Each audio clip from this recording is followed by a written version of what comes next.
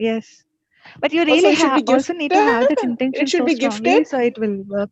I mean, you mean it should be Yeah, gifted, or that we can someone just need to go ahead gift and you. buy? Oh, okay. I need to put in someone ear about that. Yeah, It's thank about you. Yes, yes. the other Just know. possibility is always you connect to the crystal. So if you have a crystal store nearby, or you can look at the crystal images on internet, and some of the crystals you like more, or like let's say you connect to certain crystal more, so then go for it, because you always, what you feel inside is the right crystal for you. Yes, absolutely. Yeah. And you can just keep communicating with it, keep talking with it, and that's how it is. So I see Meena ji, she had shared the link about the session we had in the past about crystals. It's in the chat box, so you can have it. Hello, Ram. Yes, yes, Basvi. Actually, in India, Ranjit also sent the crystals to abroad also. Yeah. Oh yeah, okay, Light okay. workers, Yeah, in yes, light yes, workers. that's correct. Yeah, yeah. So there are many sources where you can find crystals now. Yeah. Okay. Sylvia, are you joining us for the first time? Is there someone joining meditation for the first time? Okay, I think we don't have Sylvia now. Anyone joining for the first time? No. So let us start, friends.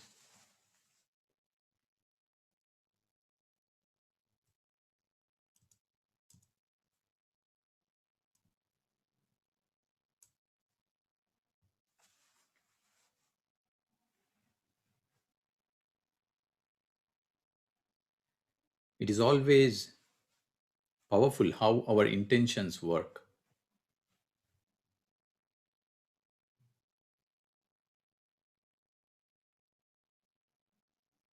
To have an intent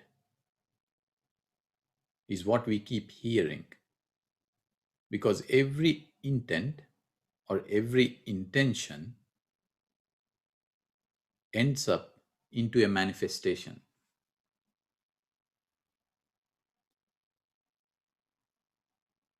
So, what is your intent for today's meditation session? What is that intention you want to put?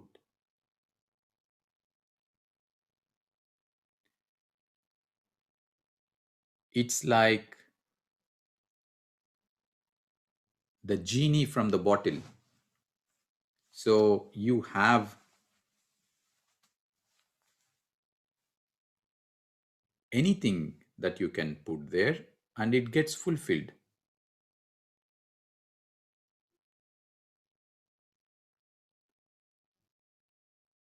So, we all can put an intent, an intention.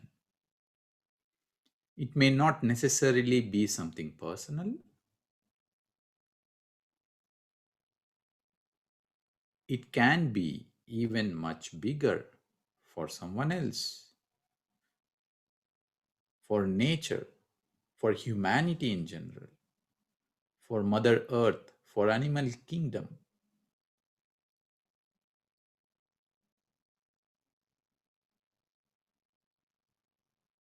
When we dissolve the thought of I, me, myself in the first place,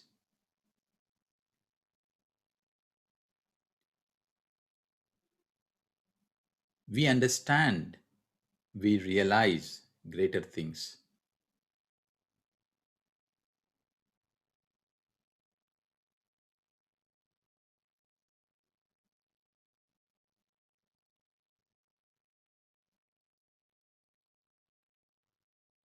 Why always I, me, myself?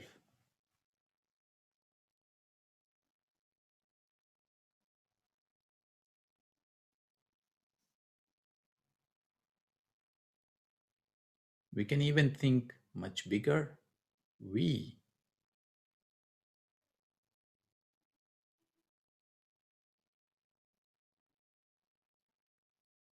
or something even much bigger, the whole animal kingdom, so on and so forth.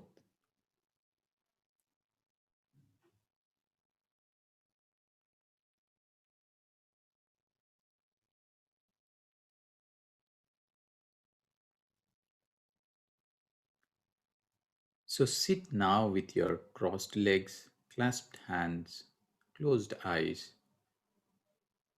and have one intention.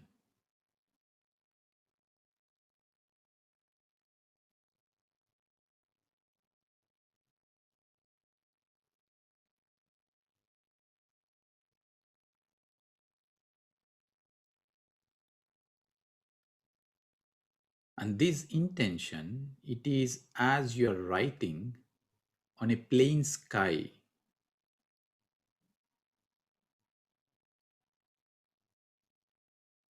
giving it to the universe. See that plain sky, blue sky, beautiful sky, and with your hand, with your intention, with your thoughts, you're embedding that intention over there.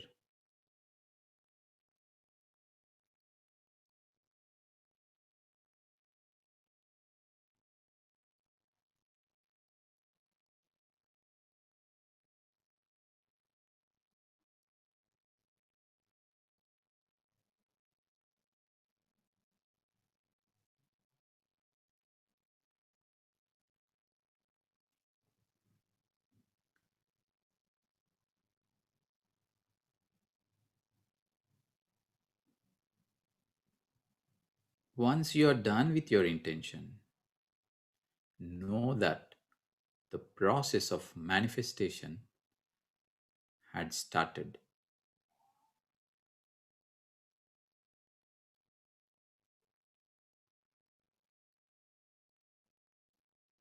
There is no other way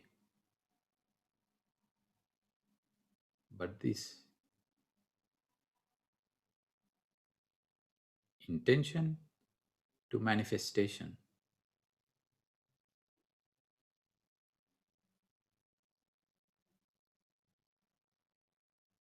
We all are co creators.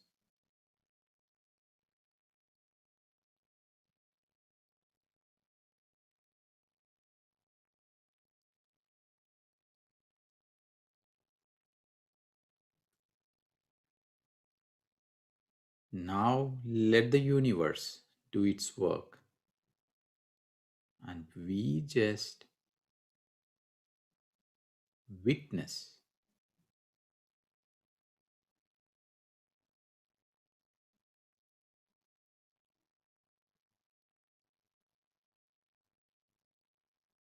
So let us all witness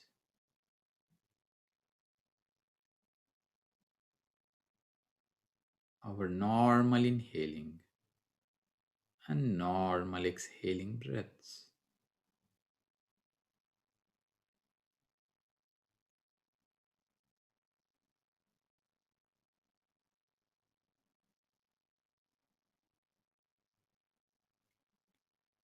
Every thought and memory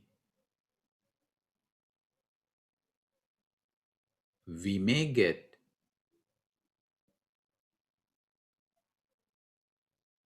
is an energy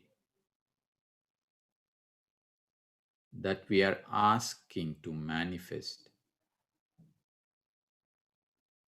So become aware of each and every thought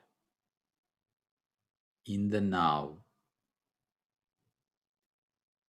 And if it is something unpleasant, of the past, of the future, know that you're adding more energy to it to repeat, to manifest. So just become aware of it and say to yourself of cancel this thought. And you see this thought, memory just disappearing like a cloud that dissolves and disappears.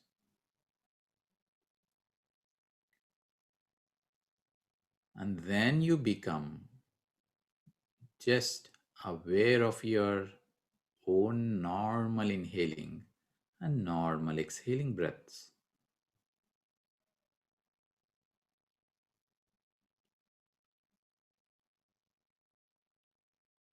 If it happens once that you have a thought, you do this process once and back to the breath.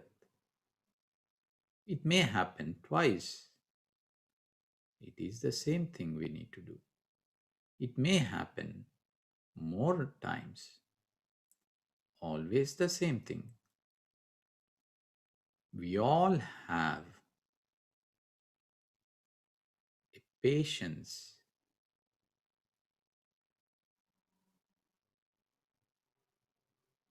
as the seekers of spiritual science. Patience equivalent as much as the greatest mountain Everest. So, no hurry and no worry. Just become aware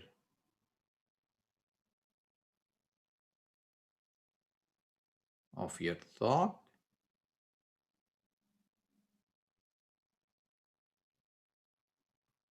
say cancel to it,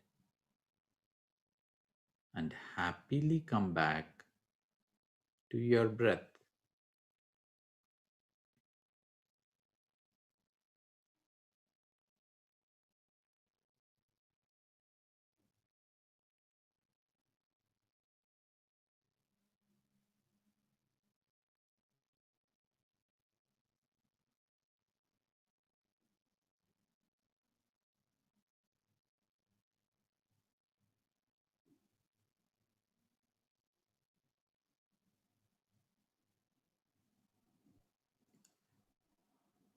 Just the normal breath, my dear friends.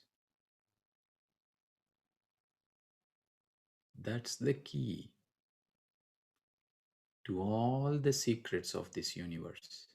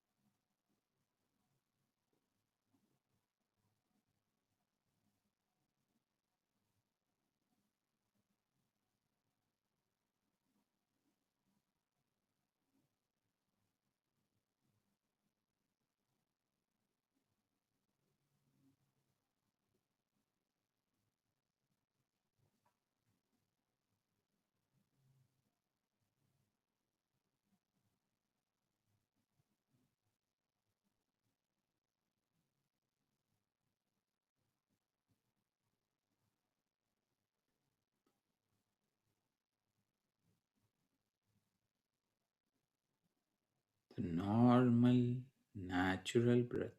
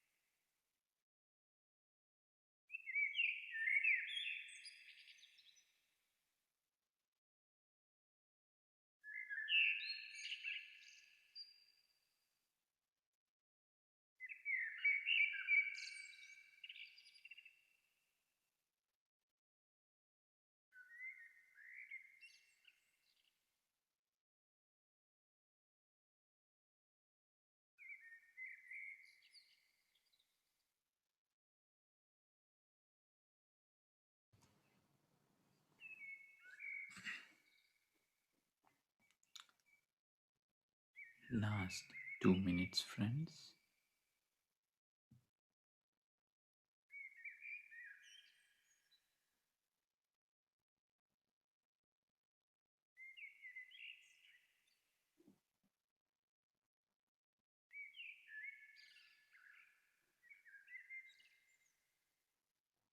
As we bring back our awareness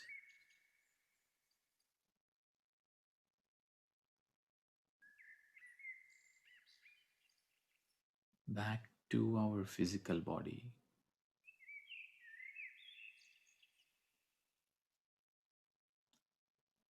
let us be grateful for our life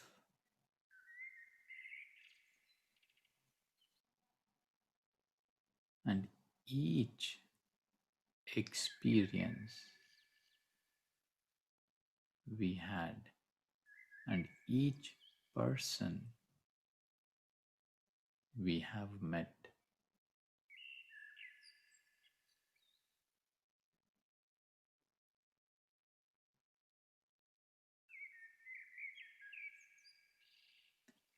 Let us all be grateful for where we are in our lives today.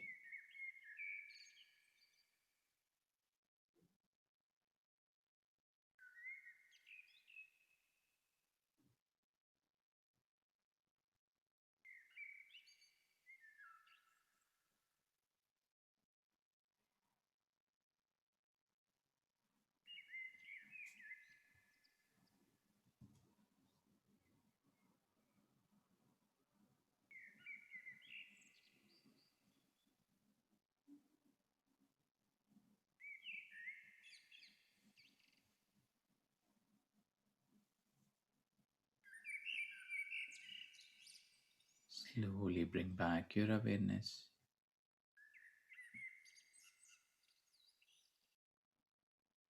Start to become aware of your surroundings and more of your physical body.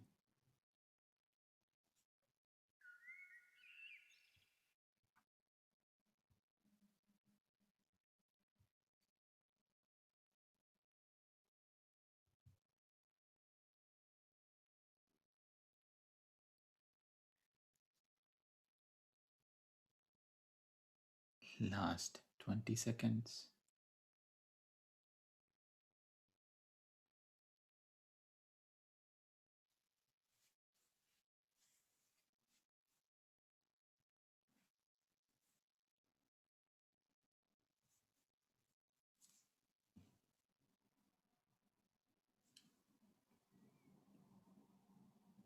5,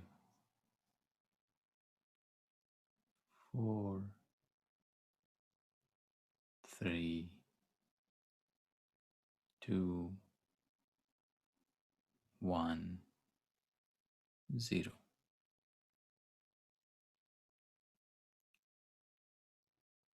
Place your hands over your eyes for a few seconds. When you are ready, you may open your eyes and take off your hands.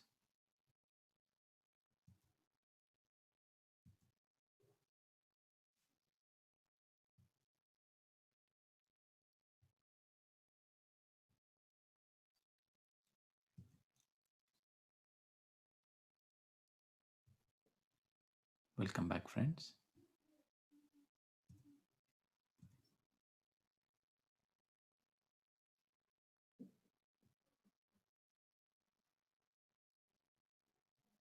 Hope you all had a wonderful meditation.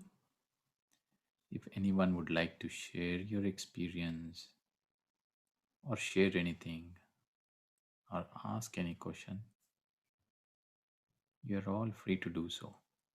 Just unmute yourself and go ahead.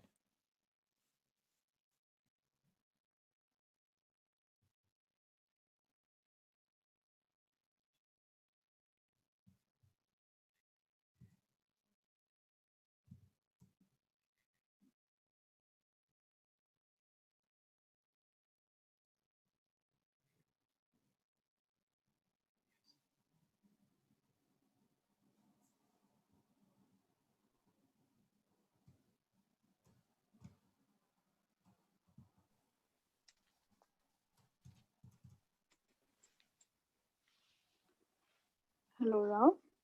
Hi, Archana ji. Yeah, hi. I It was a beautiful, like, well, very beautiful. I didn't want to open my eyes. So recently, also, I shared the same thing with Madhu that since past few days I'm not able to do meditation properly. So it's only when I am in this beam group, even if it is half an hour, it's getting like good. Like at least I don't have much of thoughts. Whereas in other sessions, early morning or in the late evening, I have tons and tons of thousands of thoughts just going on. I'm sitting there for hour and a half or hour, but still I'm not able to control. And this has been happening recently, like from maybe like 15, 20 days.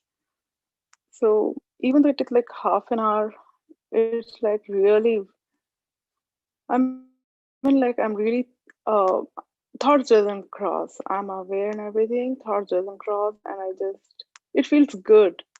It really feels good. So, um, any reason why it's happening only during this time of the day or with this group, and why I'm not able to do the same during the other sessions, and why, on the first hand, why I'm feeling like so restless, like physically and mentally, though there has not been any major change in my lifestyle.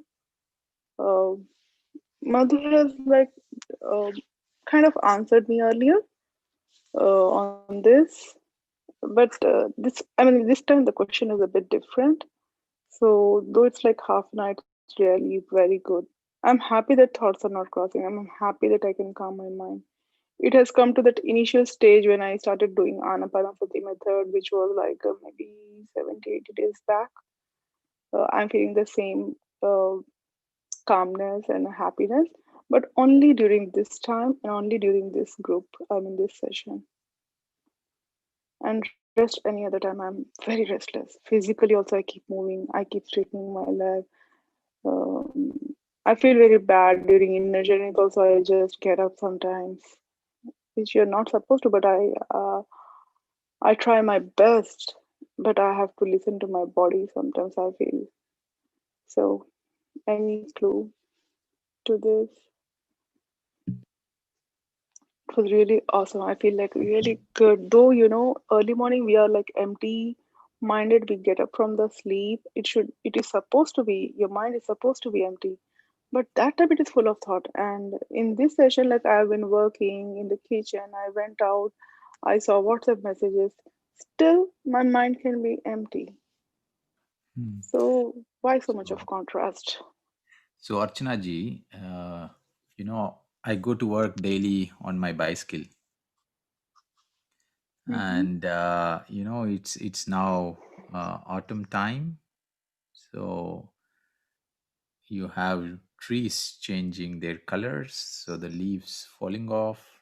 Yeah, and on my way, mm-hmm, mm-hmm, I one day observed a tree that completely shed off its leaves, mm. and it was bare completely. Just the branches, just Yeah, uh, empty. just the branches. Just beside it, on the other side of the road, just beside this Mm-hmm, tree, there was another tree with full of leaves. Of course, the color had changed, mm-hmm, and it was beautiful.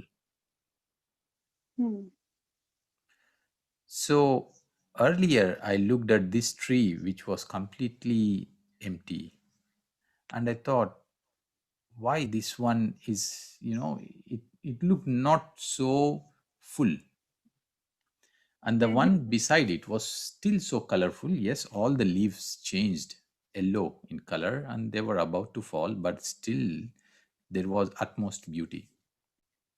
So mm-hmm, the moment I saw it,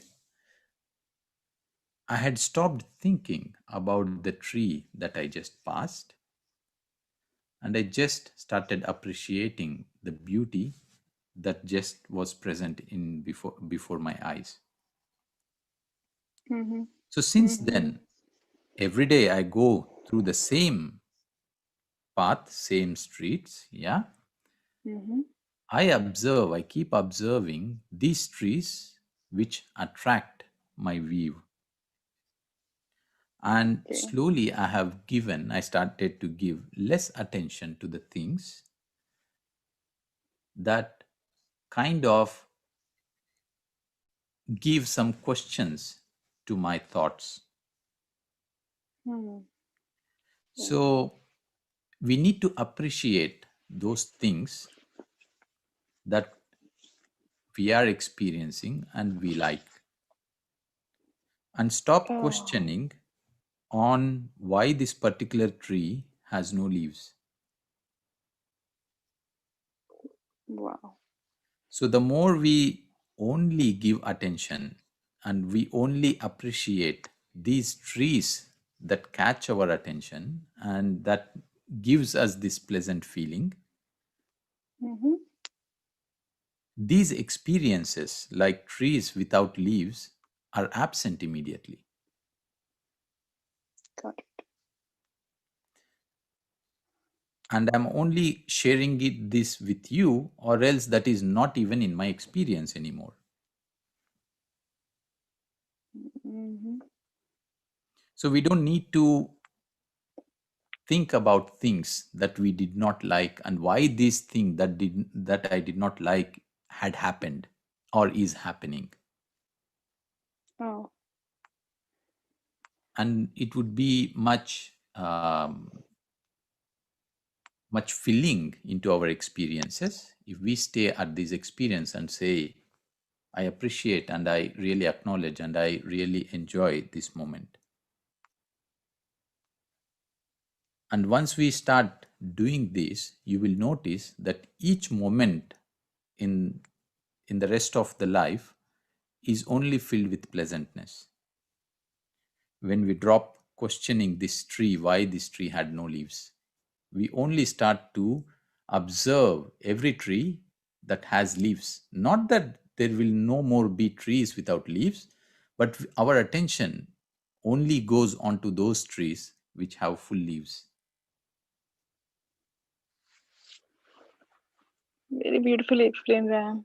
Basically, we have to focus. We have to just like, even if it crosses our mind, we have to change our focus towards uh, whichever things gives us happiness or satisfaction.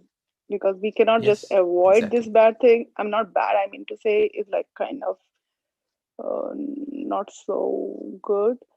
But like yeah, because these things surely cross your mind on an everyday basis in different aspects. But like I guess as you said, I need to change my focus or turn the direction of Yeah. my thoughts. Right. I'll that's a really good one. And with a nice metaphor actually, those three things. Yeah, I'll remember. Very nice.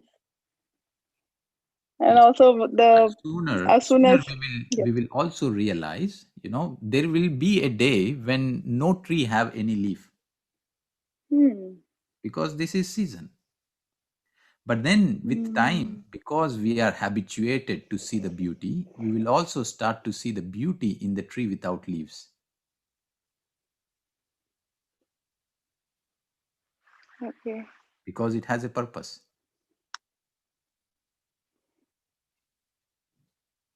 Basically, it's So a that is when season. we start to Yeah. understand, or rather, we start to fall in place that something is happening even with a tree that has not leaves. Yeah. Wow. Thank you, Archana ji. Oh, that was great. And I just a single sentence I would like to add when this music started, it reminded me of old Telugu Gharshana movie. There's a song. There's a prelude to that song. So your music reminded me of that song. Nice. Uh, yeah, What it song was starts that? with the Oka Vrindavanam. Show. Okay. Yeah, old Gharshana. Old Yes, yes, Gharshana. yes. Yeah, this is lovely. Thank you so much. Thank you, Archana ji. Yes, Swapna ji, you want to add something? Yes, Sahir. Yeah. Hi, Ram. Yeah, I joined late. I did not join the meditation, but uh, whatever Archana said, I totally resonate with that because I just wanted to say that even I've been going through the same phase. One thing is that just allow the process to happen is one thing I'm constantly trying to do, like even in the morning during inner journey and all. But there is something that's been happening since some time that always like I don't have any complaints, and I always carry the feeling of gratitude throughout. But at the same time, I come across this feeling of something is lacking. It's not materialistic, or it's not love, or it's anything. Everything is good, but there is something inside which is like sometimes pulls me down, and I don't know what it is. So I try to sit in meditation, or I try to sit out in the nature and think where I need to work, what I need to do, why am I getting this feeling. So the other day when I saw Madhu's video about who we really are, I got some answers, but I'm not sure if this is related to that. Is it related to the ascension time that we are being tested emotionally and all that? Because every time I come across this, and like even at home, people say that, I always tell them that, be thankful. And I sincerely feel it from my heart. And I sincerely feel that, life is great. But at the same time, there is something that always constantly pulls me down, and I don't know what it is. So how do we try to get the answer, Ram? Uh, when we, sometimes questions are interesting. And sometimes my personal experience is when we drop the questions, we are already at the answers. Yes, we Hmm. need to seek, we need to ask, but once you ask, you just just give it time. Okay. And when you hear, probably the answer is already there. It's been happening since quite some time, Ram. Like that's why I've been trying to be very open about it and try to look for answers. And sometimes, as you said, just let go and then wait until you hear something. But it's been a continuous thing, and I really don't know. I'm like, why is this conflict? This is like something quite opposite, right? Like you're happy and with your family and life and everything, but at the same time you're pulled down emotionally. You feel like you feel very emotional sometimes for no reason, and you feel low sometimes. Really don't understand, and I'm aware of that feeling. The difference before and now is that after coming into meditation, I'm aware of that feeling that Hmm. this is happening to me. Yeah. That's the only difference I'm seeing. Yes. Is there, do you think, is there something in this universe that happens for a bad reason? No. Okay. So you got the answer. I'm more curious to get the answer. I mean, I'm not saying it's right or it's good or bad, but I'm curious. Is there something that I have to work? That's my question. No, when you are already in the process of self, how do we say, self inner journey, let's put like this, which is meditation, or Hmm. sajjana sangatya, and then reading books, you're already in Hmm. the right path. Okay. And in this path, maybe sometimes you may get even certain inputs, like do fasting, or like do a 3 hours meditation, or Yeah. like read this particular book. Yeah. So Maunam all or these, silence. Yeah. yeah, all these are answers that are being given to you at the right moment. And certain times you hear, and certain times there is a bell that rings within you that says yes, it resonates. So when you are in that journey, you're already doing your what do you say, um, you are in the process of no effort, where things will happen, where you will know what to do when. Okay. Because when I'm counseling people too, sometimes like when people try to share their things, and I'm able to do everything. and they, yes, they do have issues and they are trying to come out of it, and I'm just trying to be something to, to ask them to meditate or give them some like whatever wisdom we hear on this platform, I try to share with them and all. Even that time also, when I'm sharing, I'm very sincere in telling them that I really experienced that, and you should do this. but but again, as I said, again, those moments come wherein I am feeling, a bit low, and I don't know the reason. I'll totally keep my, keep that thing, open. I'll just wait for the message, as you said, Ram. Thank you. Thank you, Swapnaji. Yes, Minaji. Yeah, after today's meditation and the music about the birds, I wanted to share my pain, Ram. Just 2 minutes I will take to share. Actually, what's happening is in the garden, I put some grains every day. So there is big flock of birds coming, making sounds, noises, and they eat whatever I have given. So there comes a cat from the neighbor's garden. The cat comes in. It is chasing the birds and it's killing them and eating the birds.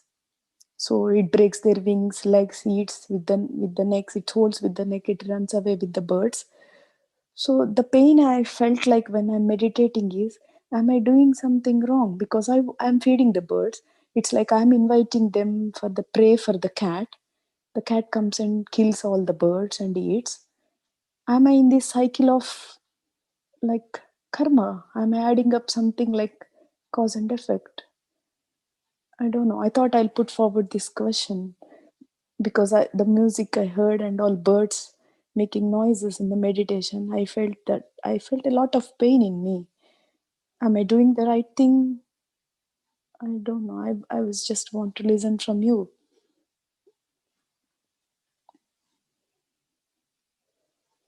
Uh, are you concerned about doing a bad karma?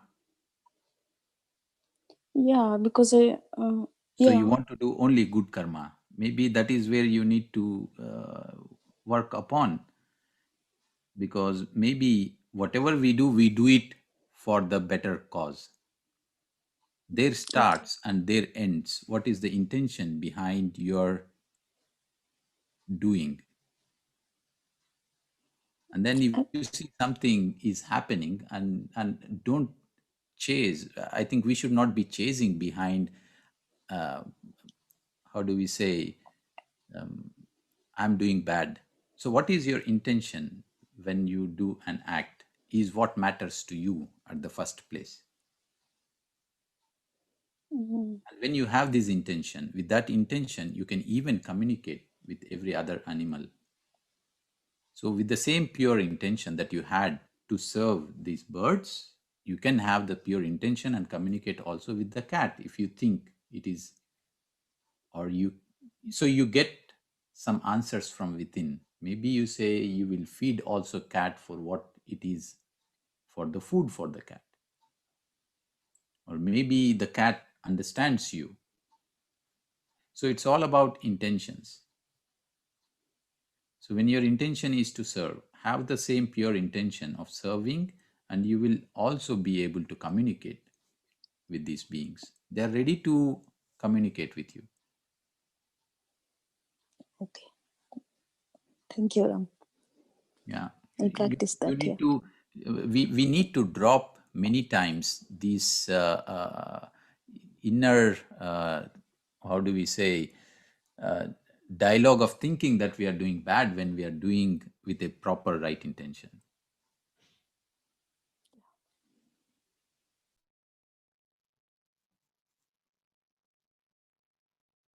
Sahir, you want to say something? Yes, hi Ram, how are you? All is well, Sahir, all is well.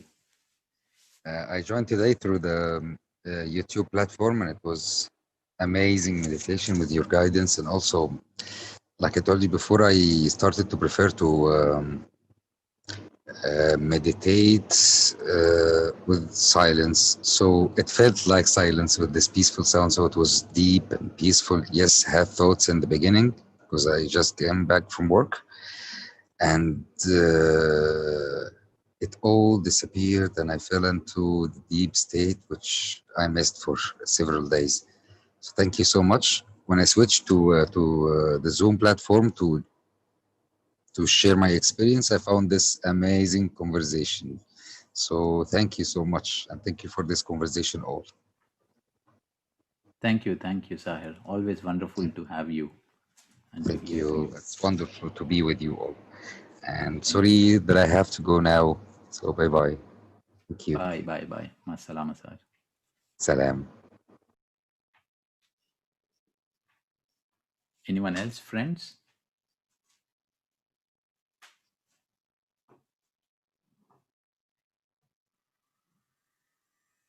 Great. So, thanks a lot to each one of you for being part of this wonderful energies and sharings today. I do know every question and every sharing we have is an answer to many people who are also hearing. So, my deepest gratitude to everyone who is sharing their experiences and asking questions. So, my pranams to you all. And thank you, friends.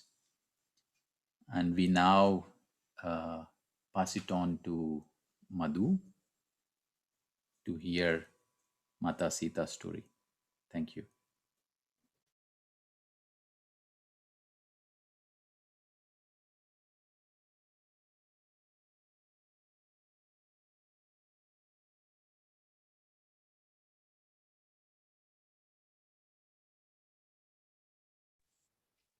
Hello, friends.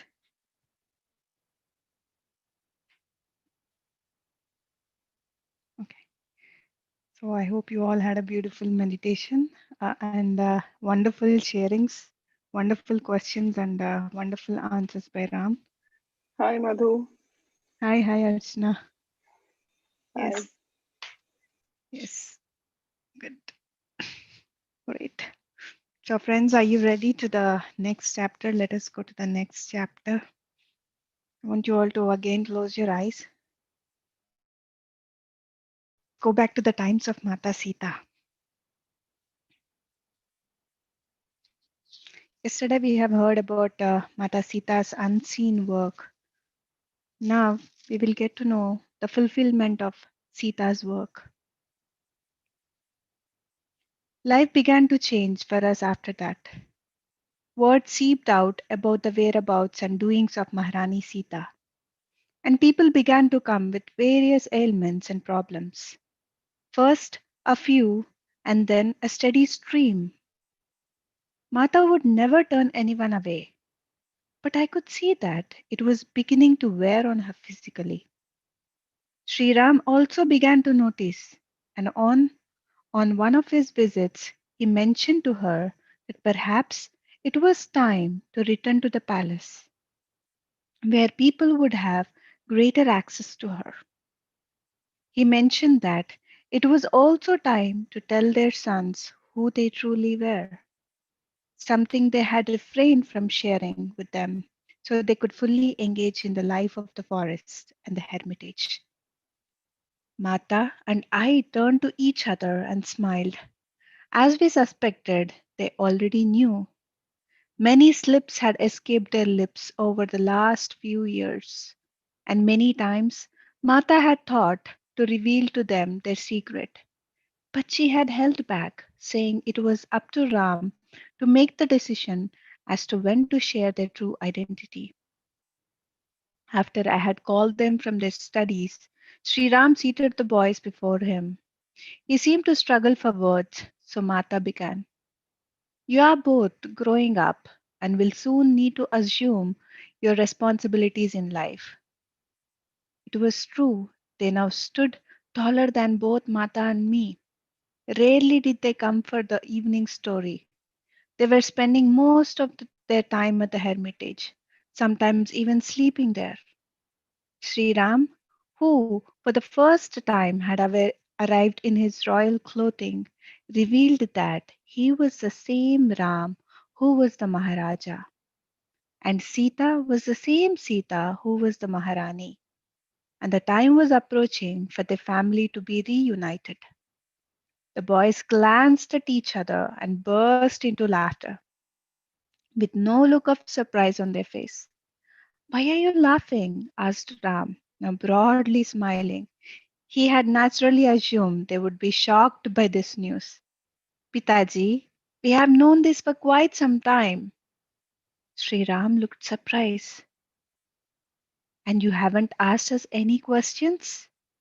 Pitaji, we would never question any action of our parents. We know that whatever decision either of you take would always be for some benefit, replied Love. Sri Ram gathered them into his arms and held them tight. Lovingly he said, your mother has taught you well. Had you been raised in the palace, your upbringing would have been very different, and you would not have had the benefit or wisdom in quite the same way. I understand that now. He sent the boys back to the hermitage and then turned to Mata. Rishi Brigu and Sage Khyati will soon achieve their final freedom, and the curse will be released. Our family will soon be reunited. You must prepare to return to Ayodhya. He spoke with quiet joy, but Mata did not respond. She nodded, but by the expression on her face, I sensed that something was amiss. After he had taken his leave to return to Ayodhya, I found Mata standing in the doorway, looking after him. Aren't you happy about returning to Ayodhya, Mata? Even I wish it would be so, Soma. But it is not meant to be, she replied with a note of sadness. There are consequences to every action. But why, Mata? What do you mean? She didn't answer, casting the shadow of a smile at me. She went inside the cottage. That was Mata's way when she didn't want to answer a question. For many weeks after that, when the dark of night descended, Mata would sit outside, gazing at the sky. I would bring her the evening drink and then retire, never knowing whether or not she went to bed. But one night, when I brought her the evening drink, I sat beside her quietly and scanned the sky as she was doing. Suddenly she burst out, look, Soma, the celebration. Two great bursts of light appeared in the distant heavens, as if a star had just been awakened, turning on its fire. What does it signify, Mata? Rishi Brigu and Sage Khyati have achieved union with Parabrahmam. They are now free from all illusion and suffering. The stellar deities are celebrating. Can you not hear? Can you not feel the joy permeating the celestial worlds? I smiled. I could not hear or feel anything. She often spoke as if I could see and hear what she did. I was waiting for this sign, an indication that our retreat is coming to an end. Then should we prepare to move to Ayodhya? I asked. Not yet, not quite yet. There is one desire left within me that must be fulfilled. What is that desire, Mata? I could think of nothing that she could possibly want, as she never expressed the desire for anything. She was quiet for some time. It has long been my desire to set these human eyes on Mahadev in human form. I have had this desire since childhood. It stirred within me in Lanka when I conversed with Parvati Ma. During the great battle, I invoked him again and again and felt his presence. But I did not see his form the way I saw Parvati Ma. I have held this desire all these years, but my yearning for his presence had grown so much that I cannot take a step further until he appears before me. I'm sure Parvati Ma knows this and will help me realize this last desire. We sat quietly for a while. I didn't know why her words created such unease within me. Perhaps I was sensing that the fulfillment of this last desire was an indication that she would soon depart the human world, and this I could not accept. Sri Ram did not return for many months. I put aside the issue of us returning soon to Ayodhya. When he did visit next, he seemed preoccupied with matters concerning the kingdom. and so he did not raise the matter of Mata's return. Then one evening, before Mata said good night to the children, she called them to come outside. The moon was absent, and the sky was filled with countless stars. Look up at the stars, love, Kush, and see how many worlds there are. And beyond them are so many universes, worlds we cannot see, physical worlds and celestial ones. When I am no longer here, I will be aiding those worlds, helping them to unfold their potential. A look of concern came over Love's face. When you are no longer here? His voice trailed off. I should not have said it that way. She hurried to correct herself. For I will always be here, but there will come a time when I will be needed elsewhere, and I will be called there. She was quiet for a moment. Look upon those stars beings as friends. They emit a love that benefits all life. They help us fulfill our destiny, and even if they bring us challenges, it is for our own growth. It was Sage Brigu who brought to humanity the knowledge of how to read the language of the stars. She chuckled. I was born as his daughter then, but only a partial knowledge was revealed because humanity was not ready. There is much more to learn. In the future, when you are ruling the kingdom, look up at the stars and know that I will be smiling down at you, sending love from wherever I am. You will be beside us, Ma, when we will rule the kingdom. Kush hurried to say. Mata replied in a faint voice. There are other universes not visible to the human eye. I exist there as well. Her voice trailed off. I could see Kush yawn and knew that neither of them was able to follow her words. Kush placed his head on her lap and, realizing the late hour, she saw them to their cottage for the night. Not long after, the future became clear. Mata rose one morning and announced that we would be having special guests that evening. We had to prepare the most magnificent feast.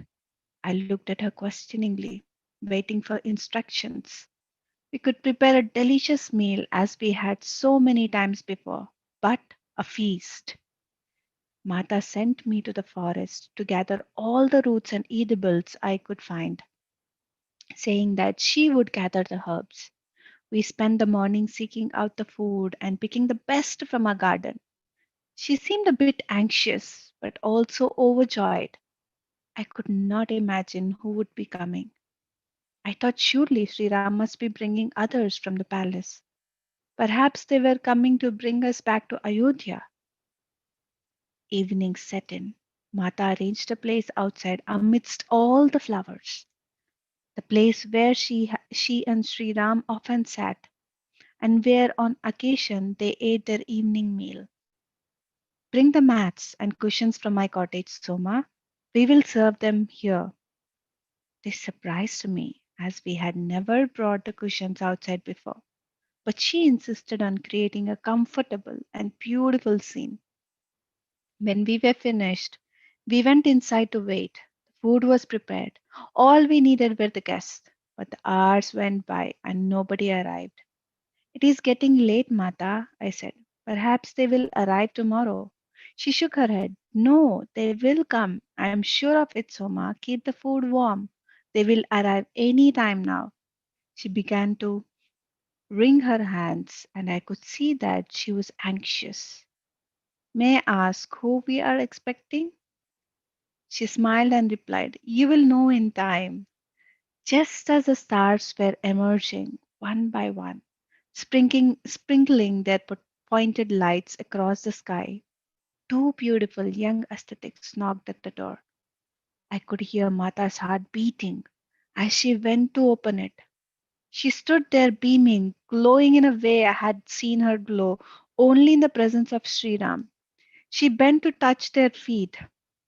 They tried to stop her, but Mata insisted. Please, Prabhu, Ma, this one time, allow me to serve you, she said in a quiet voice as she rose to look at them. her hands folded together in respect. I wondered who these two ascetics were. The face of the woman was youthful and bearing an almost unearthly beauty, with pale skin like the mountain people and dark, glowing, almond shaped eyes. The man similarly had fine features and also bore a mountain complexion, pale and soft, yet his features displayed great strength. I could not stop gazing at them. The woman spoke first, lovingly with a smile. Sita, my dear, as if she knew Mata. Then the man spoke. I have felt your yearning, Sita, and have come to fulfill this desire. I could not refuse any request of yours. Mata showed them to the seating area. Just as they were getting settled, I saw Sri Ram walk up the pathway. He went immediately over to greet them. As they sat there, a soft light encased them. It was a dark night with only a silver of moon to light the way, and yet they were embraced by a subtle light coming from no stellar orb. It seemed to be emitted from the bodies of the two ascetics. After sitting for some time, Mata rose to get the food. She insisted on serving the two ascetics and Sriram. Once she had seated herself, I requested that she allow me to serve her. She nodded. They all ate in silence. After complimenting Mata on the food, the woman turned to Sri Ram and told him many things that had taken place during Mata's time in Lanka. When she finished, she gazed for a few minutes at Mata, then described Mata's battle with Yamadev. On the evening, Lakshman had been struck with a poisonous arrow during the great war with Ravana. What would have lasted the night had she not intervened? The woman said ever so quietly. Sri Ram turned to look at Mata, whose eyes were cast down. She had never shared these experiences with him. But in exchange for Lakshman's life, continued the woman, Sita had to give some years of her own. It was Yamadev's demand. She fell silent. As the words sank in, Sri Ram seemed to grasp the gravity of the situation. But an extension can surely be given. The woman shook her head. It was Sita's word, she replied quietly. Just as she gave years of her life, surely I can do the same, he asked in a soft voice. Again, the woman shook her head. The time is running out. How much time is left? He asked. The woman turned to face Mata. You can choose the time of your departure, but it must be within the year. So soon? Exclaimed Sri Ram. She nodded. Mata had been absorbing this information. At first, she seemed startled, but soon she gained her composure. Turning to Sri Ram, she said, I must honor my word. If I were to face the same situation again, I would gladly give my life for the sake of our beloved brother Lakshman, or any of our brothers. It would be my honor to do so. Then I will also prepare for my departure, he replied solemnly, as he grasped Mata's hand.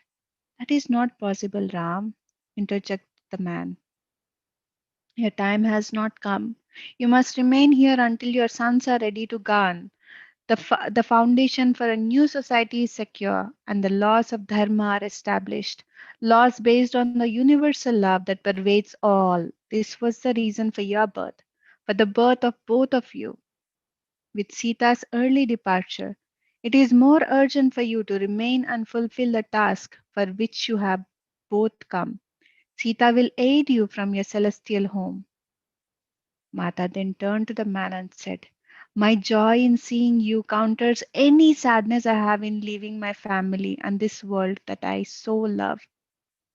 That is why I have come, he replied with a loving smile. Ram, Sita, I will show you both all that was and all that will come to be and who you truly are. With those words, they closed their eyes and went into meditation. I had been clearing the remains of the meal when this conversation took place, but as tears threatened to burst from my eyes, I quickly scooped up what was left of the meal and ran to the kitchen area.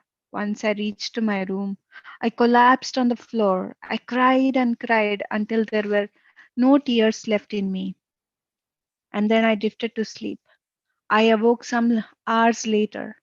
It was still dark outside. I glanced out of the window and saw that the four of them were still in meditation. Only the forms of the two aesthetics had changed. Seated before Mata and Sri Ram were the forms of Parvati Ma and Mahadev. I thought to go to them, but my eyes were heavy and my feet would not move. So I sank back onto the floor and fell into a deep sleep. I awoke again just as the first morning rays were peering through the window. I found Mata sleeping alone on the cushions where the dinner had taken place. A subtle light clung to her body. There were no signs of the guest or of the Sri Ram. I sighed in relief. Perhaps I had dreamed the whole scene. Perhaps the guest had never arrived and Mata had fallen asleep waiting for them. I comforted myself with this thought and went to see about the children. When I returned to the cottage, I found Mata in the kitchen area, starting the fire for the morning meal. Mata, the guests never arrived last night, did they? She smiled broadly. Don't you remember? You were there serving us. I was hoping that I had dreamed the whole thing. My voice trembled. Soma, do you not know who you were in the presence of? I didn't respond as my mind was still confused. Go, bring the cushions and mats back into the cottage and you will know. As I lifted the mats, I discovered small jewels spread out in the area where the man and woman had sat. I grabbed a basket and began to gather them. I saw Mata smiling in the doorway. Looking up at her, I realized that what I had seen was true. It was Mahadev and Parvati Ma. And then I remembered that I had awoken in the night and seen their forms. As this realization came to me, she nodded and said, please bring those gems to Gurudev and tell him that it is a gift from Sri Ram for taking care of his family for all these years. Mata seemed undisturbed by the news of her early departure from this world. When I ventured to bring it up, she placed her finger over my lips and said, Soma, do not think about tomorrow. We have to concern ourselves with only with today. This world is ever uncertain, and nobody truly knows where they will be one day, 1 month, 1 year from now. Whatever will happen is as it should be, by our own design, and we must not question or bemoan the inevitable. But I could not put it out of my mind. Every day when I awoke, I ran to make sure she was still alive. One day she laughed and said, I promise you, Soma, you will be the first to know when that day comes. In the evenings, I would find her staring at the stars as if she were studying something. One evening she said me, once I was born as the daughter of Rishi Brigu, and I helped him bring to earth the knowledge of the stars, the understanding of their movements and their effects on human life. It was during the time when Narayan took on the curse. Had he not, the grief of Brigu over the death of his wife Usana was so great that he would have departed from this world. But Narayan knew his was incomplete, and he needed to remain for a long time to come until the end of the cycle. As a result, he is still with us, still bringing knowledge to human society. What are you watching for, Mata? I ventured to ask, fearing that she was seeking an auspicious time to depart this world. The stars speak to me in the language of love. They are constantly emitting love and messages to us. And your thoughts is correct, Soma. They will tell me the right time to go. Mata, my voice trembled. Reading my thoughts, she answered, no, Soma, you may not come with me. You are still needed here. Love and Kush will take comfort in your presence. After all, they have not lived in the palace or with their father. You will be their connection to me for quite some time. It seemed as if all of Ayodhya knew that Mata's time with us was limited, but they came, so many of them, sometimes just to catch a glimpse of her. It wore on her terribly, but she welcomed everyone. One morning she said to me, "How I wish I could see Ayodhya once more, to walk the streets and see how it is grown, how busy it has become." "Mata, I will speak with Hanuman to arrange this," I replied. She nodded. But we both knew it was not possible. She was becoming frail and would not be able to withstand the long journey. But still we kept planning. Not long after this, Hanuman arrived. He knew her desires before she even expressed them. Often he would appear at her cottage with a basket of a particular fruit for which she had expressed a desire, or one that had appeared in her thoughts. One time she said to him, "I don't want to trouble you, Putra Hanuman, so I will stop these small desires before they arise. I beg you, Mata, do not deprive me of the joy of satisfying the wishes that arise in your heart." And so she allowed him to continue. Now, soon after she had expressed the desire to visit Ayodhya, he appeared and said, "Mata, come, I will take you to Ayodhya, but not by the normal route. Let us go into meditation." And so they went deep into the forest and remained there for several days. When they returned, Mata was elated. "Hanuman took me to my beloved Ayodhya," she said with a broad smile. "I even bathed in the sacred Sarayu river and spoke with the Devi. If you could see, Soma, how the city had grown, how many people live there now, so many foreigners and traders. It hardly resembles the city we left, with so many to govern. I wonder how Ram finds time to visit us." "Mata, how could he possibly stay away? You are his guiding star, the foundation of his life," replied Hanuman. "I know how hard it is for him to be away from you at all.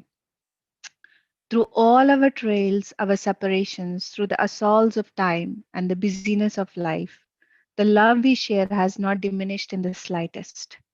Just the recitation or hearing of his name brings me such joy. That is what binds you and me, Hanuman, our love for him." Tears came to Hanuman's eyes as she spoke these words. He said, "Mata, my love for him and my love for you are one and the same.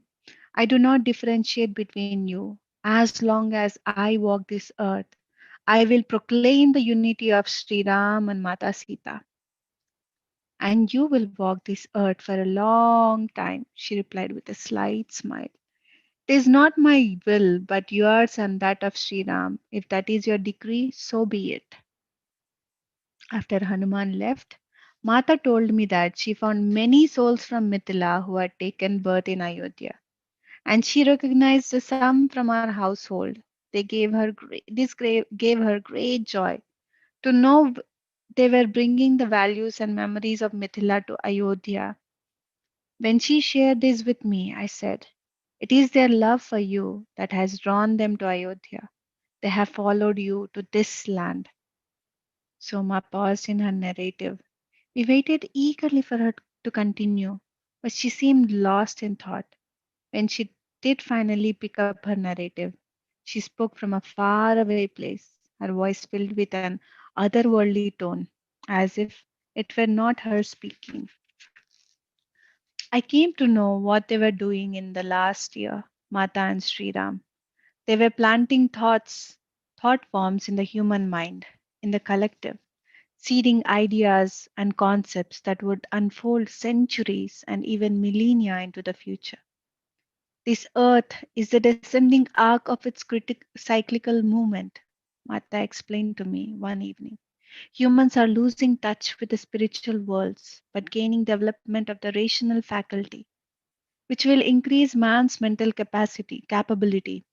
Some of these thought forms will not manifest until we enter the ascending arc in the realm where time operates. As the human spirit seeks to know itself in its full individuality, man's sense of himself will become much inflated, and the thirst for power will grow, as will aggression.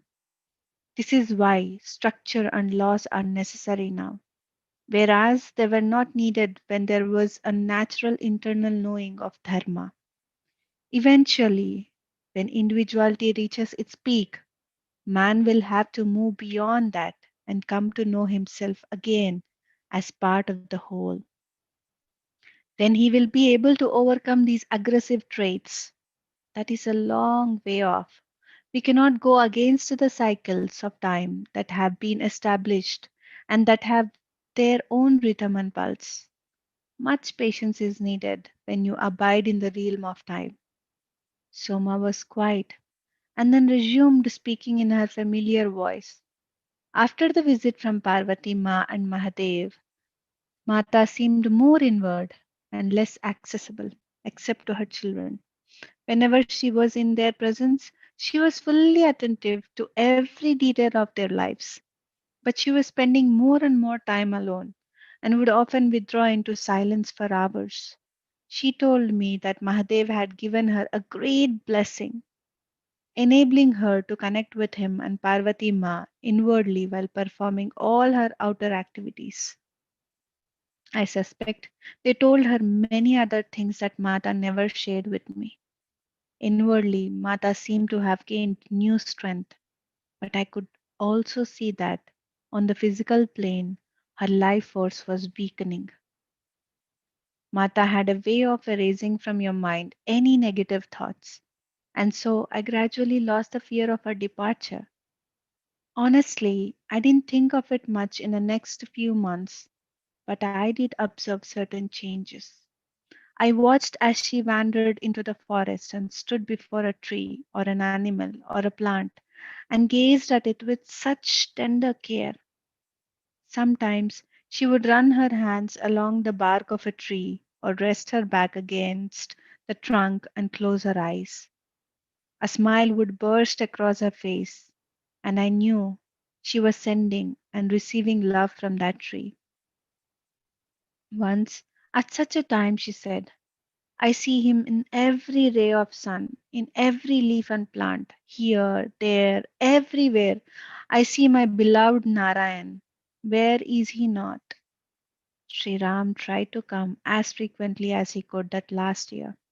I remember one visit when they were enjoying themselves as a family, as they had done so often with Love and Kush very young. But now that they were older, I rarely saw them play in this way. Martha was laughing with them seated on the ground, trying to pull them both onto her lap, even though they were quite a bit taller than her now. As they laughingly pulled away, she would draw them close again, trying to cuddle them as if they were still small children. Sri Ram was watching their play with great amusement. I was quietly observing the scene when suddenly a feeling of sadness came over me as I noticed the few strands of silver hair that now peered out around her face and the shallow lines that, like small footprints, had crept around her eyes, and the thinning of her cheeks that were once so perfectly formed.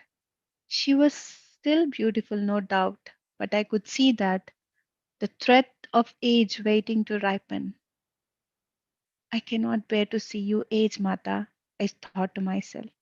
Sri Ram caught his thought and went over to the three of them.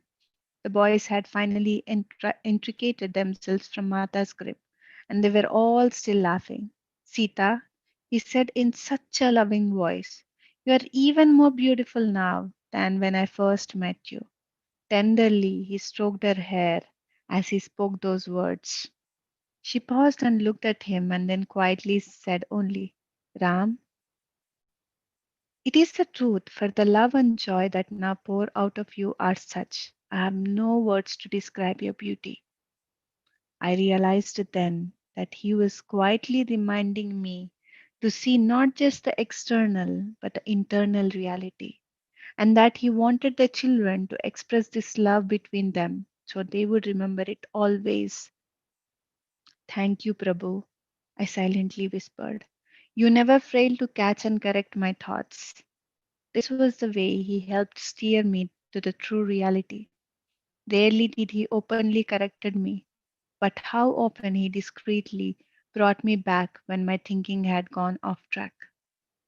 When I look back upon the last year, I think Mata was saying goodbye to all the things she loved on earth. She was filling that last year with such love. The love had always been there, but somehow it seemed even more intense. It was the same with the children. In addition to her occasional fondling of them, she now engaged them in serious conversations. She took advantage of every moment to see to their mental and emotional development and to remind them of things she felt were important. No moment was wasted or lost. And so the months passed.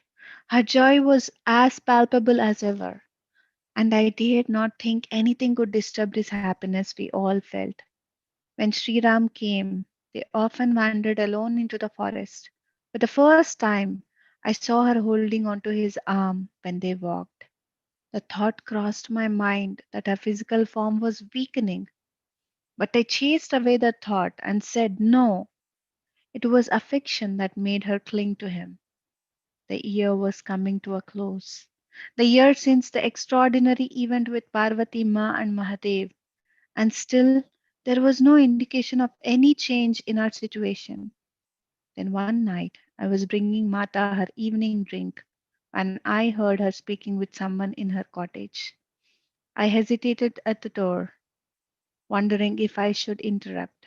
I had not seen anyone arrive and so could not imagine with whom she was speaking in such quiet tones. I could make out a man's voice and could tell it was not Sri Ram. She never retired without first taking the drink that she had taught me to prepare.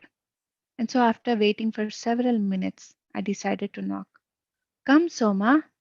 I pushed open the door, and to my shock, I saw Janak Baba standing before her. Overcome with emotion, I let the drink slip from my hand and it crashed to the floor, spilling the contents everywhere. At first, I was paralyzed, unable to move, but then my feet carried me to him, and I fell to the floor, placing my forehead on his blessed feet. I could not prevent my tears from washing over him. All of my longing for him and for Mithila these many years suddenly came to the fore. Baba, I cried. He placed his hand on my head in blessing, then lifting me, he said, I am indebted to you, Soma, for taking such care of Sita all these years. Never did your devotion waver. Raising my head and drying my eyes, I shook my head. Baba, you gave me the great honor to be able to serve her. Then, realizing the mess I had caused, I took my shawl and started to clean the floor. Leave it, Soma, said Mata. But let us prepare some food for Pitaji before he leaves. I left them together and went to the kitchen area to to begin the food preparation. Soon after, Mata joined me and I asked, Mata, why has he come in this manner to visit us? She looked off into the distance. You remember? When I was young in the forest and went so deep in meditation that I almost didn't return to the physical body? I nodded. I will never forget that day, Mata. It was Sri Ram who brought you back, although you hadn't met him yet. It was then that you saw your future with him. Mata smiled.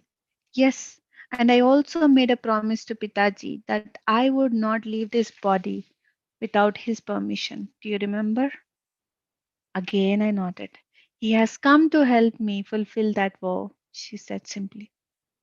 Pitaji sees into the past and the future. Nothing escapes his view. As if to return to the present moment, she took up the cooking utensils and said, now let us quickly prepare a wonderful meal. He told me that he has missed my cooking all these years. I didn't comprehend Mata's words or the meaning of his visit until later. So many hints she dropped for me, but I didn't catch them. I didn't want to see what was right in front of me, staring me in the face. I think she sheltered me from realizing too much. The rest of the evening passed with much affection displayed between Mata and her father.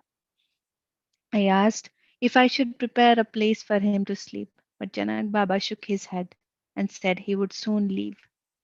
I retired and don't know what took place after that, but I assume that he departed in the same mysterious way as he had arrived, because he was gone when I awoke the next morning. A few weeks later, an extraordinary event took place. It was just as the sun was setting. The light had already grown dim, but a beautiful pink hue filled the sky with a softness and quietude that was deeply nourishing. Mata and I stepped out of the cottage to take in the scene. How beautiful! I exclaimed. Mata nodded. Her face was beaming with joy. Just then, we saw two ascetics emerging from the forest, a woman and a man. As they came closer, Mata exclaimed, Anasuya and Atri. She hurried down to the path to greet them and ushered them into the garden area. After they had been settled, two more figures emerged. It was Arundhati and Vashishta. Shortly after, Khyati and Brigu arrived, and then Lopamudra and Agastya, and so on until many great sages were seated in our garden area. I wondered what we should do. Should I begin to prepare food? By the expression on her face, I saw that she was as baffled as I, and there was no time to discuss preparing a meal as more people kept arriving. After so many of the rishis and sages were seated, I saw a group of what appeared to be a celestial beings arrive. They came 10, 12 at a time. I recognized some, but many I did not. Mata seemed to know them all. Each one pranamed to her. Mata was standing on the path to her cottage in amazement as she received all the beings who were emerging from the forest and walking down the pathway that led to her cottage. Our garden could not accommodate everyone, and so they found places wherever they could, some at the edge of the forest, some on all sides of the cottage. They seemed to be waiting for someone. Finally, after the arrival of so many, I saw a most beautiful pair walk down the path. I recognized them at once as Parvati Ma and Mahadev. They approached Mata and she pranamed to them. Then she whispered to Parvati Ma, What is this? Why has everyone come? It is your wedding day, dear. Dear, Sri Ram has called us all. Mata looked shocked. My wedding? But I am soon to leave this earth. Your celestial wedding. Sri Ram wanted everyone to witness your reunion in the celestial world. Mata still looked confused. I saw her look down at her clothing, but before our eyes, very eyes, Parvati Ma transformed Mata's simple aesthetic dress into a celestial garment of magnificent beauty. With a smile, she and Mahadev went to sit right in front of the dais that had magically been erected. As Mata looked around at the scene in wonderment, we saw Sri Ram emerge from the forest and walk down the pathway to where we were standing. He also was clothed in wondrous celestial garments. He stopped in front of her and smiled. He had done all of this for her. I realized later that he wanted her to depart this world in a scene of great joy and celebration. Taking her hand, Ram led Mata to the dais. A canopy of light enfolded them as they sat there together. A hush fell over the crowd as Sri Ram acknowledged each one who had come with a nod of his head. He didn't speak for some time, but all of us could feel the great wave of love that swept over us. Finally, he spoke. I have asked you to come to be with us, to witness the love that Sita has awakened in this creation, the love that was embedded in this universe, waiting to be roused. It is her love that will sustain her mother Vasundharama during her difficult times, her love that will guide humanity forward. It is her love, my love, there is no distinction. Sita didn't take her eyes off Sri Ram as he spoke. He looked around at the gathering and then said quietly, "And for the love you have displayed and for your service to this creation, we are most grateful." To the sages, he said, "To you who have sacrificed your lives and left your places in the celestial spheres to serve this world, we are most grateful." He addressed the Devas and Devis, "To you who maintain the balance of the worlds, without whom the natural order would be in disarray, we are most grateful." Then turning to Mahadev and Parvati Ma, and to Saraswati Ma and Brahmadev, who had quietly arrived and were now seated near them, he expressed his love. "Without you, there would be no worlds, no life.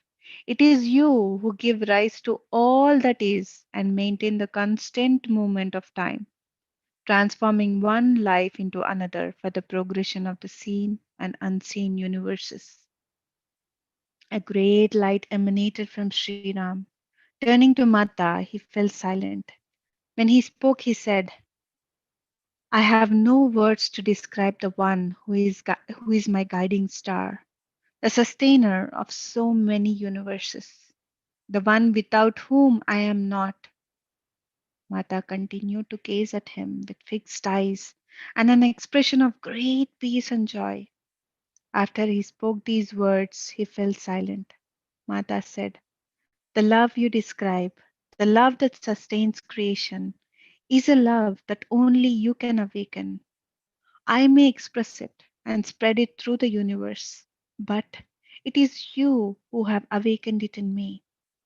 Sri Ram added, "When Sita returns to our celestial home, she will take with her a part of me. There can be no separation." At that moment, a beautiful chant arose. It seemed to come from all directions. "Sri Ram, Jai Sri Ram, Jai Sita Ram."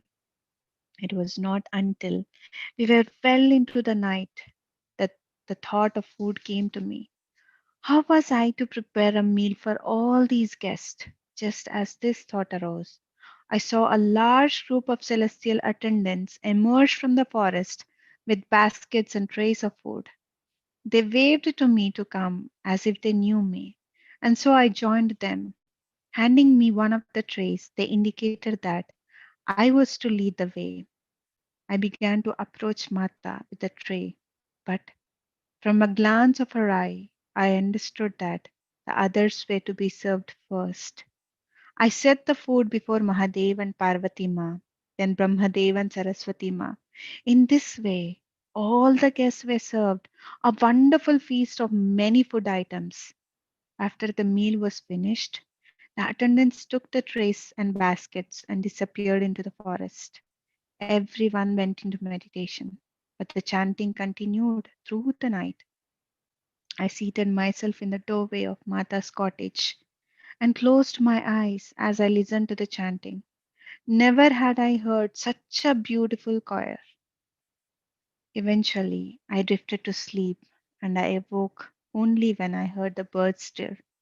Everyone was gone except Mata and Sri Ram, dressed in their aesthetic clothing. They were seated in the garden. He was in meditation, and she was resting beside him with her head upon his lap. There was no sign of anyone else, no sign of what had taken place the night before. I wondered if it had been a dream, a most beautiful dream. But a short time later, when Mata awoke, she told me that she was glad I had witnessed the event of the previous night. Last night was a great blessing for all of Earth's creatures and for Vasundarama. To have so many great ones gathered together in one place is most rare.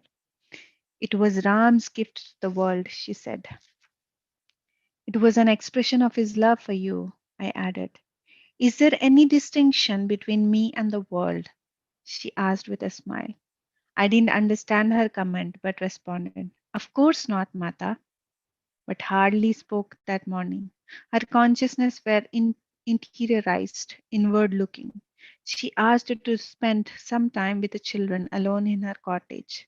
So I brought them to her. An hour passed, and they remained inside. Sri Ram emerged from meditation and asked after her. I told him she was with children inside her cottage. He entered and remained there for some time. Finally, Sri Ram and Mata emerged and said they were going into the forest for meditation. Before leaving, she looked over at Hanuman and me. We were standing just outside the cottage. Suddenly, she drew me to her and held me tight. I thought I heard a sigh. When she released me, she placed her hand on Hanuman's hand and gave it a slight squeeze, and then she and Sri Ram began to walk down the path, his arm around her. I thought to follow them with a pitcher of water and a basket of fruits as I usually did. Stay with love and Kush, Mata instructed as she turned to face me. They will need you. Then she continued walking. When Hanuman heard these words, he emitted a cry, Mata. It was then that I realized what was happening. In near panic, my mind cried out, You are leaving this world, aren't you, Mata? As this thought entered my mind, she paused with such a loving look. She turned around and replied, How can I leave this world, Soma, when I am the world? You of all people should know that. She clung to Sri Ram's arm as the two of them continued down the path that led into the forest. Hanuman started to follow them. Mata again turned around and said to him quietly, You must stay, Putra. Look after Soma and the children. Tears were rolling down his cheeks. I heard his whisper, Mata. She approached him and wiped his tears and gazed at him lovingly until she saw a smile cross his face. She said in a gentle voice, This is a time for joy, not for tears. Then, grasping Sri Ram's arm once more, she disappeared into the forest. The hours passed, the children had gone to the hermitage for their classes. I tried to be busy myself with various chores in the kitchen, but finally I could stand it no longer. I had to go to her under the pretext of bringing them nourishment. I filled a jug with water and a basket with fruit and headed into the forest. Hanuman was seated by the gate, waiting for both or one of them to return. I knew where they would be, as there was a spot on a larger boulder in a clearing where they liked to meditate. Soma stopped and gave a small chuckle. That spot is right here outside, where I had them build my hut. This is where they always came for meditation, Sri Ram and Mata, she continued. So I went with the food and water. I found them meditating. One of Sri Ram's hand was resting on top of hers. That was how close they sat. As I laid down the basket and jug, Mata briefly opened her eyes. Thank you, Soma, she said with such kindness. Thank you for everything that you have done. Then she closed her eyes again. I couldn't say a word and simply retreated back onto the forest path. But something made me turn back. I felt a great pull coming from her. So I swung around just in the time to witness Mata's absorption into the world. First, I saw a great light emanate from her body. It encompassed Sri Ram and then spread out from the two of them. This emanation divided into many points of light, spreading out in every direction, like a rain of light filling the sky, pouring into the earth, blanketing the forest. Everywhere I looked, these points of light streamed over the earth and sky. It was a beautiful sight and stayed for a quiet while. Rivers of light poured from the spot where her body had been. As I followed the streams of light, I saw it break into a multitude of colors, a rainbow of light. When the light finally cleared, I saw that her form was no longer there. It had become one with the earth, the sky, with everything. I had been fixed to the spot, witnessing this amazing occurrence. But when the light cleared and I saw that her body was no more, I was filled with despair and ran back to the cottage. I told Hanuman and Lakshman, who had also come the night before, what had happened. Hanuman tried to calm me down, but Lakshman ran to where Sri Ram was seated. Sri Ram and Lakshman didn't return until the next morning. When I finally saw the two of them emerge from the forest, I ran to them. At first, I thought Sri Ram was Mata, as he seemed to wear her appearance, or so my mind thought. But as I got closer and saw that it was him, and Mata was nowhere in sight, I fell at his feet and began to cry, Mata is gone, she is gone from us. Sri Ram lifted me and looked deep into my eyes with such calmness, with that steadiness for which he is known. He replied so sweetly, she's only gone if you think her gone, Soma. Do not let your mind deceive you. If she were gone, this world would cease to be. The next few days passed like a dream. Sri Ram prepared Love and Kush for the reality of their mother's transformation, and it was decided the boys would divide their time between the hermitage and the palace until their studies were over. That way, they could gradually become accustomed to life in Ayodhya, a world, a world with which they were totally unfamiliar. And so I continued to care for the boys. Hanuman came and went. He took on a new role of caring for me, bringing me food, as if Mata were acting through him, as if the roles had been reversed and Mata was now caring for me. That was something I was unaccustomed to, but it gave me much comfort. When it was time for Love and Kush to shift to the palace full time, Sri Ram pleaded with me to come, but I couldn't leave this place. The years passed, and a time came when I began to miss Mata terribly. All the years during the exile, I never felt her absence, but this was different. One day, the sorrow became overwhelming, and I fell onto the ground, calling out to Vasundarama. Why have you taken my Mata? I cried. Why could I not follow her? Just then I heard footsteps. I felt two arms gently lifting me from the ground. I heard his voice, that sweet and caring voice. Why these tears, Soma? I looked up and into the calm and steady eyes of Sri Ram. Prabhu, the only purpose of my life was to serve her. Now that she is gone, gone? He exclaimed. Have you forgotten her words to you that day? But why, Prabhu? Can I not see her, feel her presence if she is here? Sometimes we humans cannot see what is right in front of us. Look, Soma, and see her step out of the sunlight. See her beautiful form raised from the earth. Look, Soma, open your eyes. He gently tapped me on the forehead.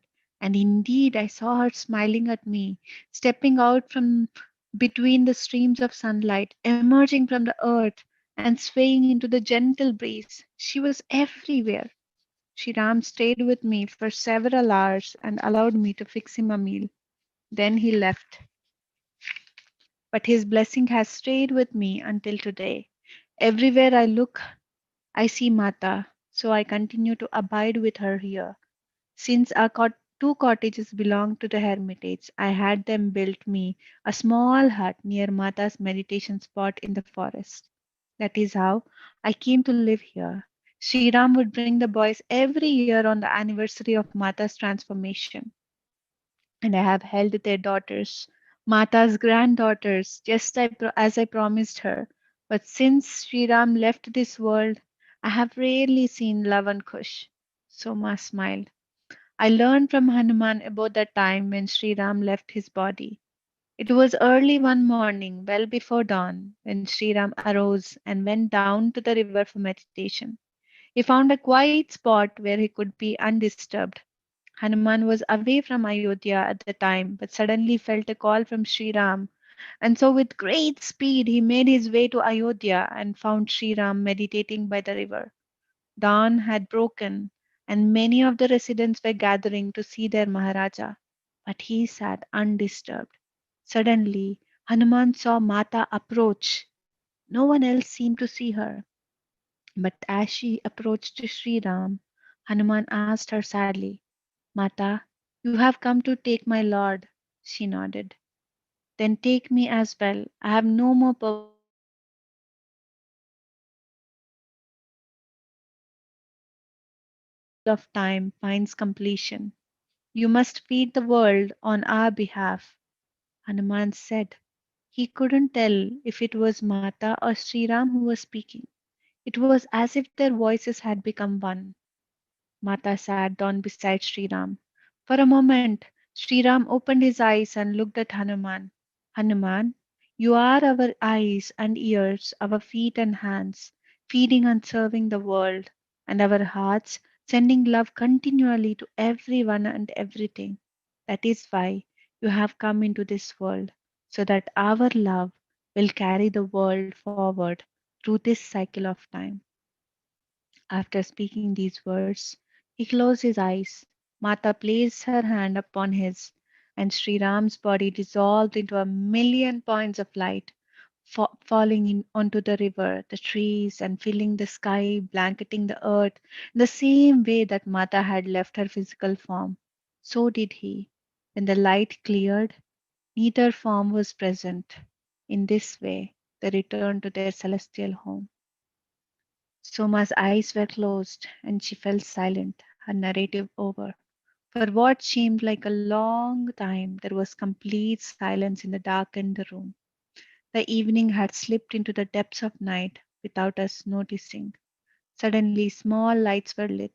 I opened my eyes and looked around and saw that the room was filled to capacity with hermits, some seated, some standing, some outside the window.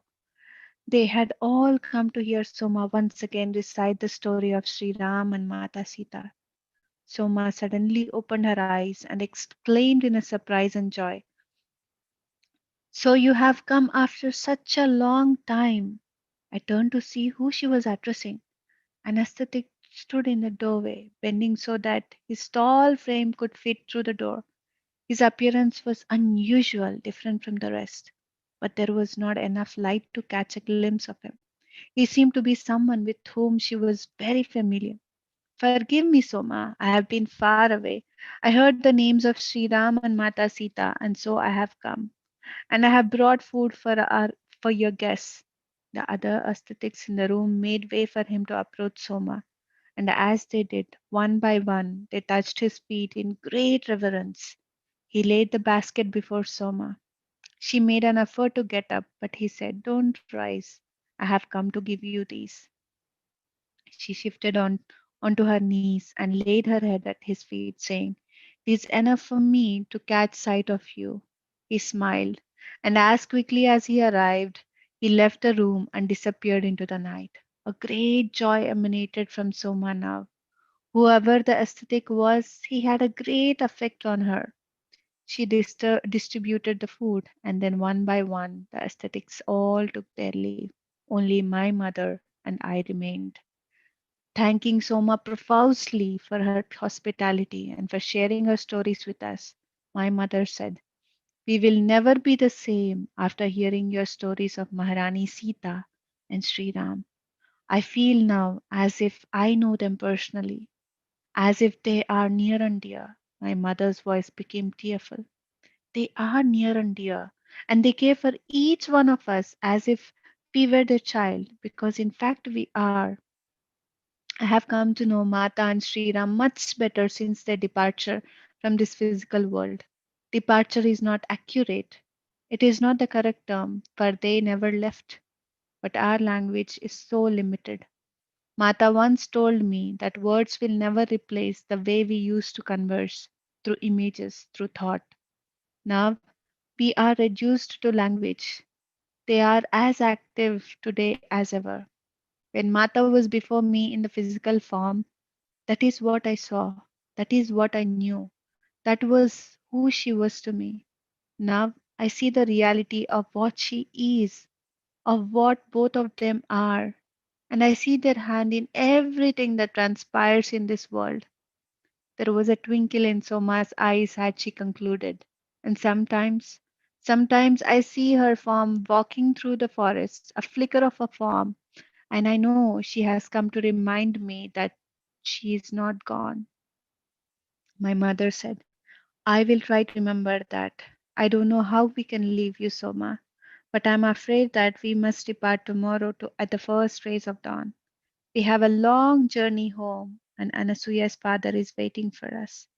At those words, I could not contain myself. Please, Ma, a few more days. I'm afraid that is not possible. But I'm not ready. Tears welled up in my eyes. My mother took my hand and said, I am as reluctant to leave as you are, but we must return to our life. We have stayed away many days, and your father would not approve of any further delay. I began to cry. Soma turned to my mother and said, let your daughter remain with me through the night. I assure I assure you she will be ready to leave in the morning when you come for her. A student from the hermitage had come to guide my mother back to our cottage, and so she departed with him, leaving me alone with Soma. As soon as my mother left, Soma got up to prepare me a warm drink. This is the drink I used to prepare for Mata before she retired for the night. It will help you, my dear. Soma, I began in a pleading voice. Please help me convince my mother to let me stay with you. I want nothing more than to serve you, to live here with you. I don't want to leave. I cannot. My chest began to heave in pain. She seemed moved by my request. But you must, child, she said gently. I am nearing the end of this life, and you are beginning yours. You must let go of the past and look toward the future. Covering my face with my hands, I cried, but I can't see the future, and I don't know the past. All I know is that I feel a peace inside of me when I am with you. Taking my hands in hers, she looked in my eyes and replied, that is Mata's peace, her presence. I have enabled you to feel her again. That is why you have come. Hold on to that feeling. She will guide your life. My tears ceased. What do you mean? Soma didn't answer. She led me around the kitchen area where she lit a fire and began preparing an herbal drink. After we went back inside and she handed me the drink, she spoke again. Drink this, and then you will sleep. Listen carefully to me. You may not understand what I say, but inside you, you will know it is true. Your past birth was in Mithila, as a servant in Janak household. We both served there together. You were very devoted to Mata. We came together to Ayodhya, but you did not live to see Mata's return. She looked off into the distance as she continued.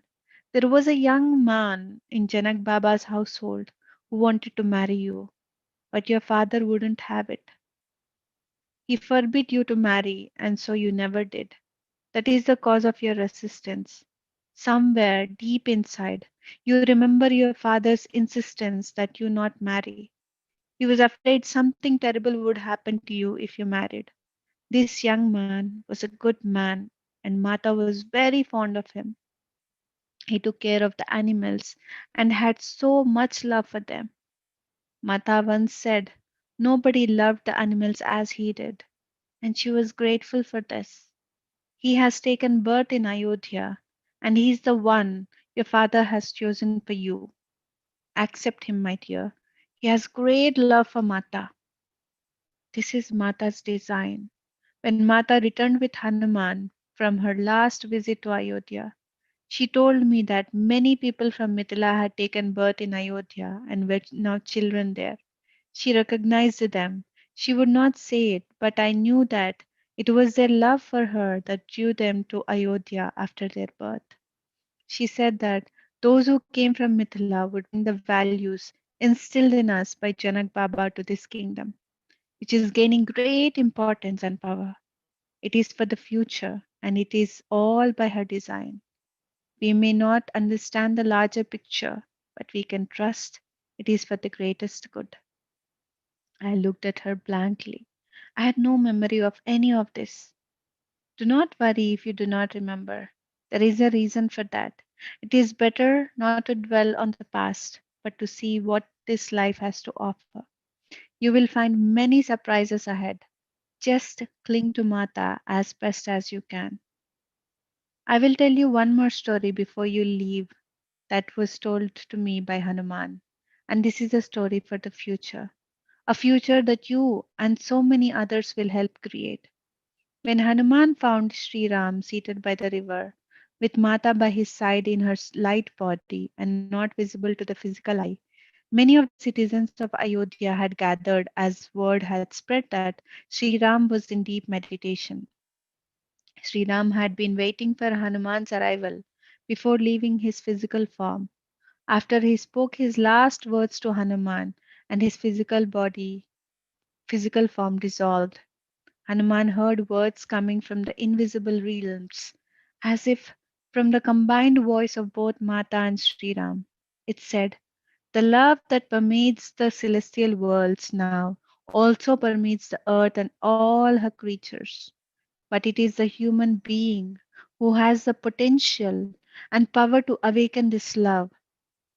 You are the perfect expression of this love, Hanuman, and you must seek to awaken this potential in all. This is the last message to us to awaken our own potential for love, said Soma as she closed her eyes. I could feel that she had entered another state of awareness. A few minutes later, she opened her eyes and added, that love cannot be a mere concept in our mind, but must become real. It can only become real by loving others. Show your husband the same love I have spoken about these last days. Let the love between Mata and Sri Ram shine in your life with your husband. That is what we must do. Now you must take some rest as your mother will be here before long to fetch you. The thought of returning to Ayodhya no longer was painful. There was something soothing in Soma's words. I realized how weary my body was, so I lay down on her bed and drifted into a sound sleep. It was sometime between night and day, in the unlit place where the light is internally generated, between the inner and outer world, somewhere between it all. It was there that I saw a brilliant light of a totally different quality from sunlight. The thought came to me that this is the light Soma spoke of when she described the dissolution of Mata and Sri Ram's bodies. But, but instead of dissolution, there was a formation. The light formed into the body of Sri Ram. A great love emanated from the form, and out of his form rose the body of Mata Sita. She stepped out of the light and looked at me with such love. She spoke these words, forget what had passed. A new life has begun for you. Will you help us create the world that is yet to be born? I will, Mata, I will, I replied, feeling the immense joy of her presence. She smiled, and then her form disappeared. Even the light disappeared. My eyes slowly opened. I became aware of the external world. Soma was seated beside me, looking at me intently. Neither of us spoke for some time. I didn't say anything about what I had seen and heard. She didn't ask, but I suspect she knew. Finally, she said in a quiet voice, never think that she's gone. She resides right here now, helping every moment to awaken the world to the love she embodied. She's even more active now that her physical limitations are gone. I simply gazed at Soma, too stunned to speak. I had seen her. Nothing could be more miraculous than that. Soma continued. Your mother will be here soon. I will fix some food for you. I nodded, not moving from my position on the bed. My mind was still engrossed in the vision I had seen. After some time, I rose and Soma showed me where I could wash. Then she served me the morning food. When I was done, she said, you received what you needed last night. I nodded. Are you ready now to return? She asked. Yes, Soma, I am. She smiled and placed her hand on my head in blessing. I pranamed before her, too moved and grateful to utter a word. That's all for today, friends. And tomorrow it will be Soma's departure. I'll be reading. Today it was very long and it was indeed a very beautiful story, the celestial wedding. Yes, Friends, if anybody wants to share anything, you can share. Hello. Yes, Uday. Hello, cause I'm literally crying now. Made me cry so much. I'm crying so much. I don't know why I'm connected to this. It's been a Mm, week. It's been a mm, week. It's been a week. I haven't joined you people, but mm, still, like when I started listening to this, so I'm feeling continuation. I'm feeling continuation to the mm. topic where I left. But Wow. Wow. um, Yes, I know. I know. I cried. I cried many. I mean, like each chapter, each lines. These it's very emotional. So I think this yeah. is what I think this is what Mata Sita is been conveying not only to Soma or to Meenakshi, or she's also conveying to us that she's never gone. She's already everywhere. Like in all the creation, whatever we see, she's present in everything. So they both are Yeah, not. yeah, Yeah. it answered many of my questions. It answered many of my questions. Like seriously, it's a very, very, very must read book by each and everyone. Yes, yes, very true. Very true. Yeah. uh, yeah, Yeah, I think mhm. this totally will transform everyone, Yes, it definitely, will. for sure. It will. It will. Yeah, it I'm will. not able to speak, akka. It literally now also I'm unable to come out of that. I feel Yeah. like still it should continue. Yes. Yes, I know. Yeah, I know. Thank you. I think in few Yeah. days, I think in 2 days we will be. I think it. I feel so heavy sharing this that in 2 days the book is done. Like it will be done. Oh, So yeah. God. Then I will buy. Then I will buy book and I will read for Yeah. sure. Yes. Yes. So Thank you, thank you. thank you, Thank you thank you for so much, sharing, Ma. Akka. Yeah. Akka. Yes, friends. Yeah, it is very, very emotional. Yes, Swapna. It is. I know. It is very. I'm just. I'm making this composure of not. Like not being emotional. Because if I cry, then, like it's like that. So yeah, it's great. It's great. Whatever we have heard. So it's again telling us not to be separated from Mata or Sri Ram. For that matter, I think they are also conveying about every person. We always, cry for the departed ones. I think this is what they are conveying also. So we're all eternal beings. We're all immortal souls. We all are. It's just that we take different forms. So yeah, yeah. Yes, we should. We will do this book again. I think after few months, as I'm telling, I as we had last time discussed. After this book is done, we will be reading. We will give a gap of 2 days, and just for us to absorb all these things that this book had given, and then we will go back to the newer times, the recent times of Buddha's wife, Yashodharama. So we will get to know about what she had underwent in her life and what is her teachings, and it will be amazing. That's again an amazing book. So let's wait for that book as well. And friends, one more thing is that tomorrow we will be having a morning session by Sunanda ji from India at 6 a.m. And we will be having evening session by guiding by Master Sharu from India. She will be speaking of why what is the significance of celebrating Navaratri, the spiritual significance behind it. So it's a it will be very amazing session, friends. After she's done with her guided meditation and her sharings, I'll be continuing the book. So please do join her session and inform your friends as well. It will be amazing. She's an amazing master. So till we see each other tomorrow, friends, have a lovely day, a lovely evening, and a lovely night. And namaste to all.